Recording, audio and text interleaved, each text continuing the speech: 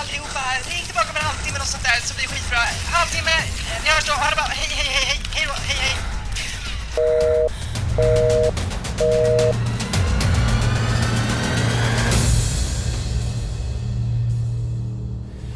Jaha.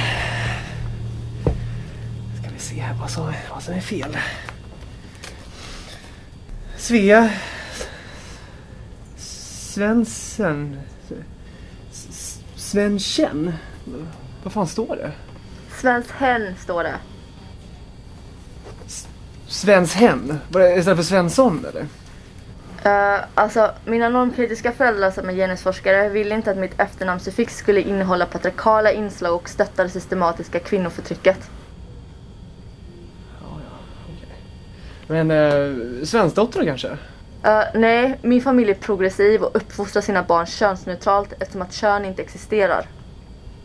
Nej, just det, okej. Right. Varför är du här idag då? Alltså, jag vet inte. Jag satt bara hemma idag när det plötsligt högt till väldigt kraftigt i magen. Okej. Är det första gången du upplever sån här smärta? Ja, på det här sättet är det ju det. Egentligen började jag få magont redan på dagis och det är någonting jag blivit väldigt van vid. Men idag gjorde det otroligt ont samtidigt som att vänstra delen av min kropp bara domnade av. Okej. Du, jag tror att det är bäst om du bara tar och lägger dig ner på den här britsen. Ska vi ta lite röntgenbilder på dig här?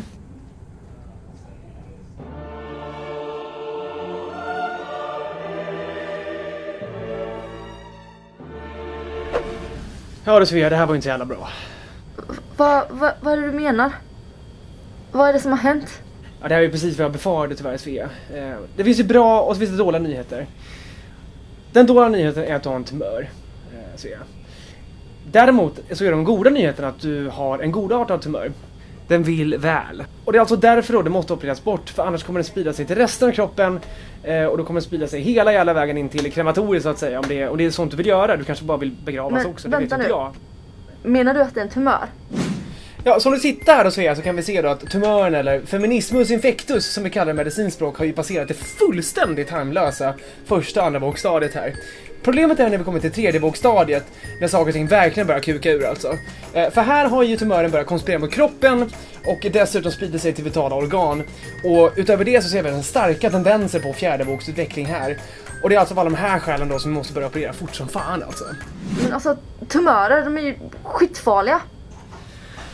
Ja, alltså det har du ju helt rätt i så sätt. Men som sagt, den är godartad. Den vill väl. Så att om vi bara agerar i tid här nu innan det övertar hela kroppens koncentration så att säga, så kan du gå tillbaka till att bli en fullt hälsosam individ igen helt utan magont. Det du dock behöver veta är att den här operationen kommer att medföra både fysiska och psykiska konsekvenser, såsom modeestetiska förändringar, men också utvecklandet av sunda icke-konspiratoriska värderingar som prioriterar fakta och empirisk bevisning framför konceptbaserade ståndpunkter utan reell verklighetsförankring. Så att du kommer ju bli en friskare individ, men du kommer bara inte agera likadant efteråt, för att den här feministtumören som du har i livmodern, det är ju inte att leka med. Alltså. Men alltså det där är ju både kränkande och problematiskt. För det första kan du inte bara sitta där och anta mitt kön. Jag är ju inte kvinna. Och för det andra, om både mina lärare på Göteborgs universitet och mina föräldrar förnekar könets existens, hur kan jag då ha livmoder? Ja, alltså det finns ju en biologisk förklaring till det här, och det är ju att man har...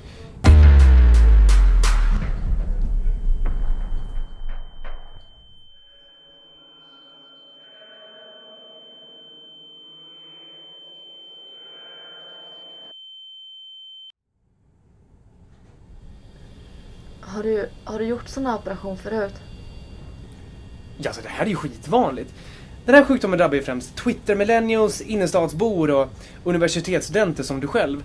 Men det är ingen som får prata om farorna kring den här sjukdomen samtidigt som vi har medlemmar i Sveriges största ekokammare, Media Stockholm, som sprider det här luftburna viruset vidare. Och tyvärr är de allra flesta i den här kammaren drabbade själva, och förmodligen har det att göra med ett bristande ventilationssystem i kammarstrukturen. Så, men för att svara på din fråga då, så är ju det här egentligen bara ett vanligt rutiningrepp. Vadå egentligen? Ja, alltså jag kör ju truck egentligen, men staten beslutade att de hade underskott av befräknade halvkolombianska män med skostorlek 45. Så då passade jag alldeles utmärkt in i den mallen där. Så att operationen kan ju därför medföra komplikationer. Men det viktiga här är ju att vi agerar i jämställdhetens tjänst, eller hur?